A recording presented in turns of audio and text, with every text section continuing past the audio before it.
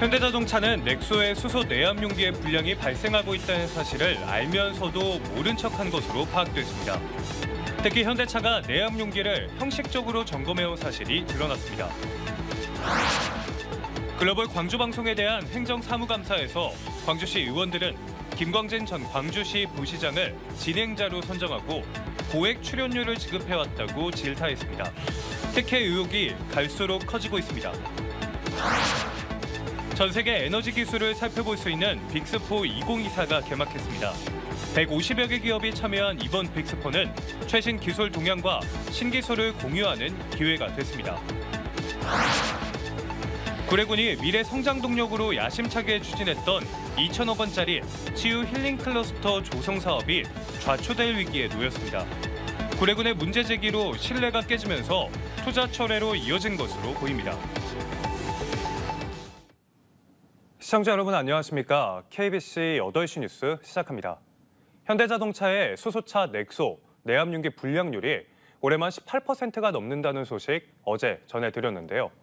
현대차가 서비스 차원에서 매년 실시하는 정기 점검에서는 이 같은 불량이 대부분 발견되지 않았습니다.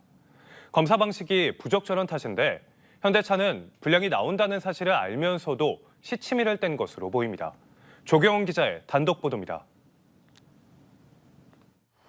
현대자동차의 수소차 넥소의 자체 점검 서비스 항목입니다.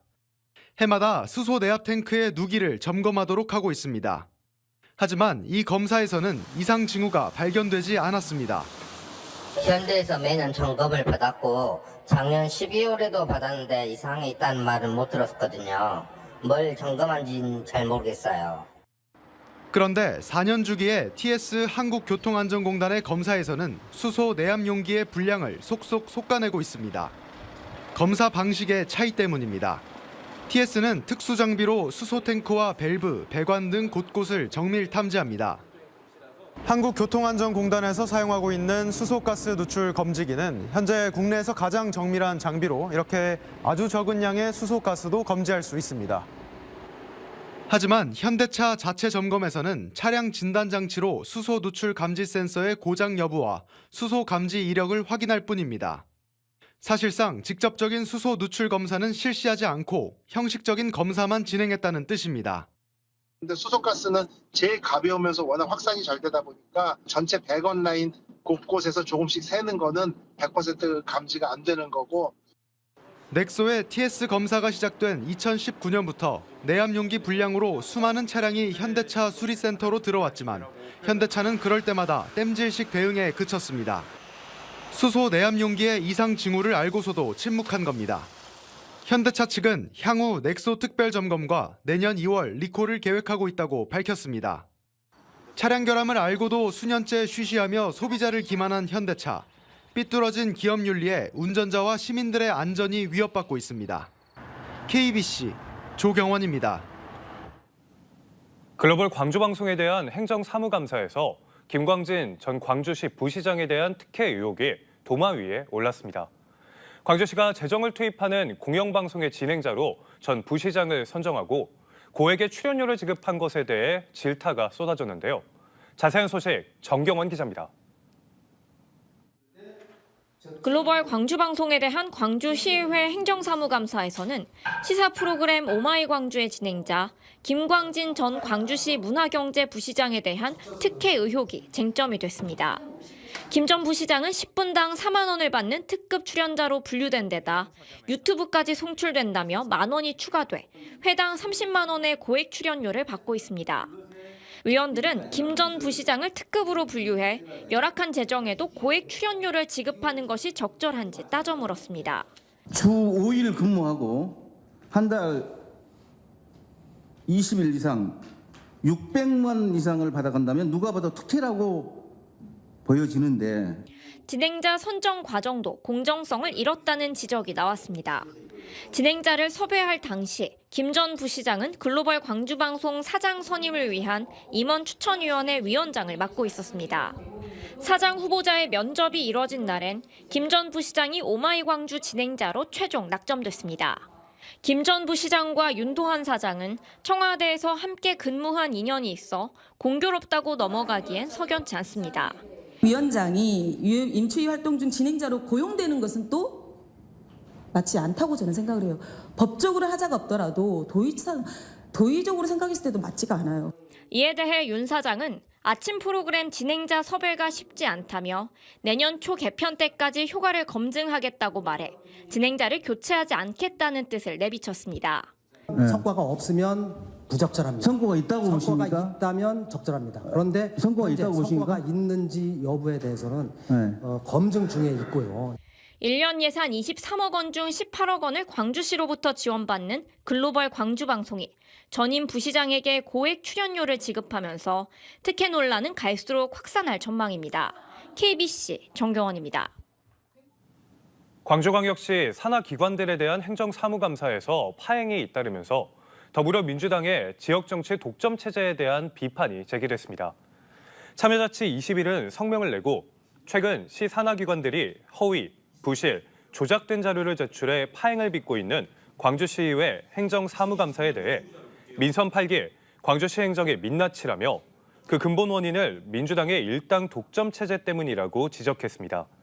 특히 시의회를 무시하고 역할을 마비시키는 광주시와 산하기관의 문제, 또 그동안 집행부 감시 역할을 제대로 하지 못한 의회의 무기력과 한계가 드러난 것이라며 민주당의 각성을 촉구했습니다.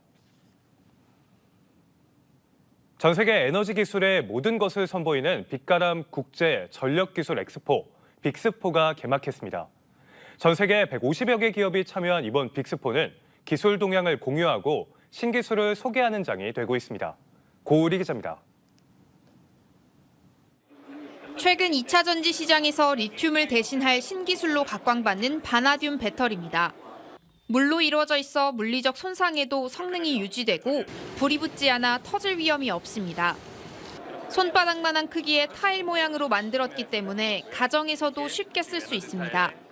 실제로 ESS를 실내에 설치하려고 그러면 공간을 차지하는 문제도 있고 여러 가지 문제점이 있을 수 있는데 벽에 설치되기 때문에 실제로 차지하는 공간이 거의 없어지는 효과가 있고요. 현재와 미래 에너지 기술을 한눈에 볼 수 있는 빛가람 국제 전력기술 엑스포가 광주에서 개막했습니다.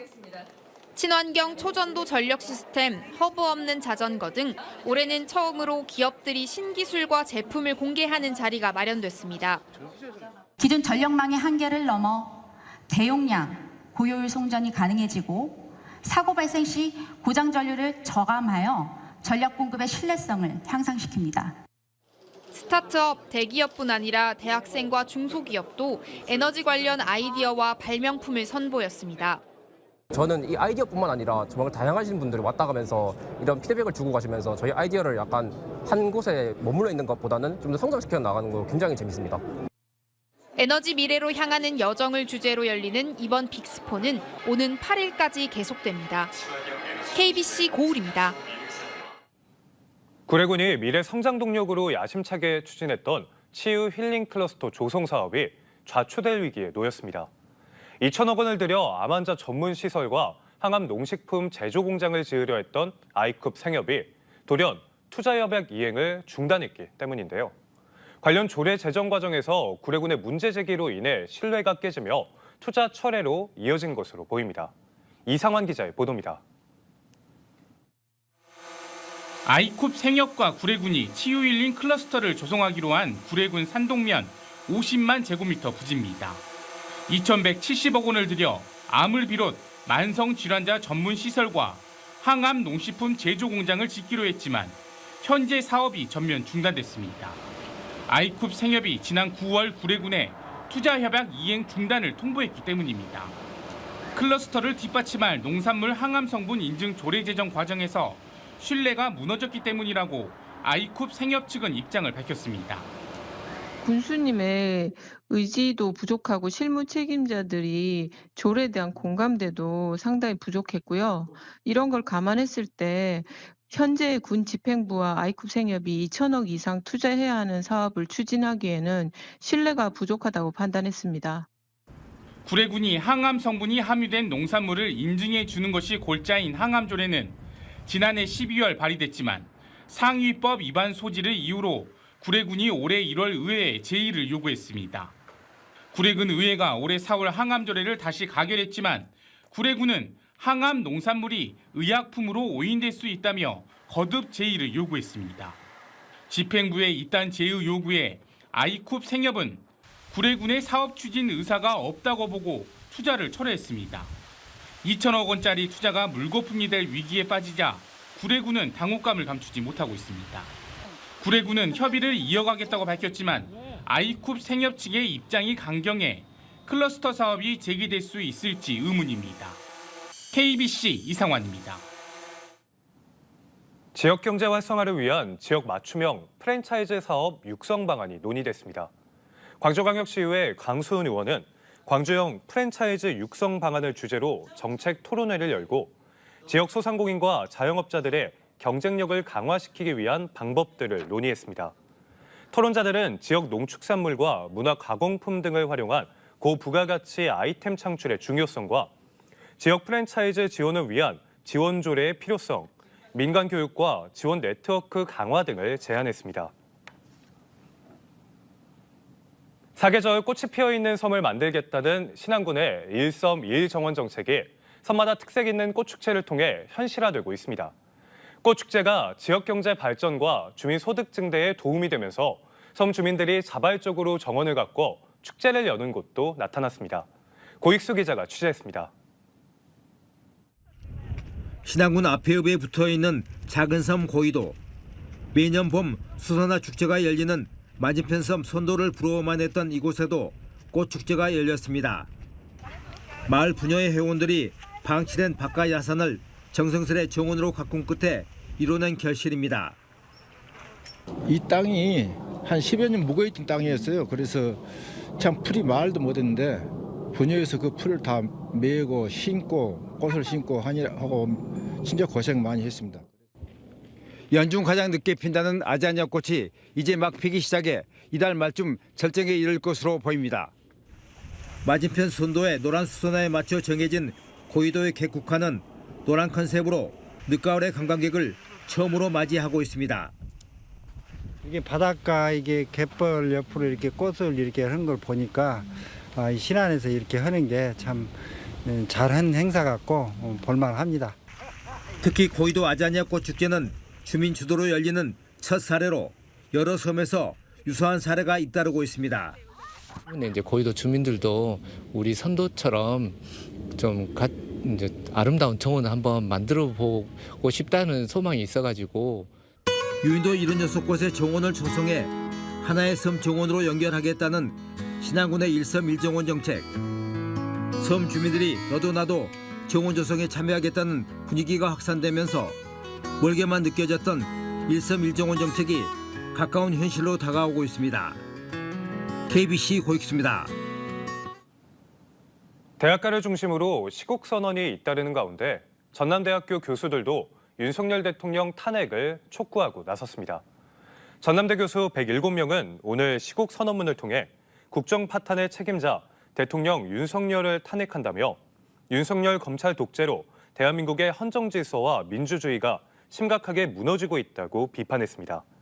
특히 국정농단의 실체가 정치 브로커 녹취 파일 공개로 만천하에 드러났다며 역사 앞에 부끄럽지 않기 위해 이 자리에서 윤 대통령을 탄핵한다고 밝혔습니다. 대학 교수들의 시국 선언은 지난달 가천대에서 시작해 전국적으로 확대되고 있으며 이번 시국 선언은 호남권 대학에서는 처음입니다. 나주 한 양곡 창고에서 불이 나 1억 9천만 원의 재산 피해가 발생했습니다. 오늘 오전 7시 40분쯤 나주시 반남면 한 양곡 창고에서 난 불로 곡물 저장고 등이 모두 타 소방서 추산 1억 9천만 원의 재산 피해가 났지만 인명피해 없이 8시간 40분 만에 꺼졌습니다. 경찰과 소방당국은 곡식을 섞는 교반기 모터에서 튄 불꽃이 벼에 옮겨붙어 불이 시작된 것으로 보고 정확한 화재 경위를 조사하고 있습니다. 수억 원대 고가 장비 부품을 고철로 판매하고 수익금을 부적절하게 사용한 전남 테크노파크 관계자들이 입건됐습니다. 순천경찰서는 2021년 11월 절단용 주조 장비에서 철거된 부품을 고철로 판매하고 판매 수익 990만 원을 부적절하게 사용한 전남 테크노파크 관계자들을 업무상 횡령 혐의로 입건해 조사하고 있다고 오늘 밝혔습니다. 테크노파크 관계자들은 보관 중인 부품이 작업에 방해된다는 이유로 적법한 절차를 거치지 않고 고철상에게 판매한 것으로 조사됐습니다. 광주광역시가 정부의 기회발전특구에 신규 지정됐습니다. 광주시는 이번 지정을 계기로 빅그린 산단을 모빌리티 특구로, 천남 3지구를 인공지능 특구로 발전시켜 지역의 미래 먹거리를 확보할 계획입니다. 기회발전특구에는 세제 혜택과 규제 완화 등의 지원이 제공돼 기업 유치와 첨단 인프라 구축 등의 경제 성장 기반이 조성될 것으로 기대되고 있습니다. 체육 수업 중 넘어져 연구 장애가 남은 학생에게 노동력 상실에 따른 장래 소득을 지급해야 한다는 판결이 나왔습니다.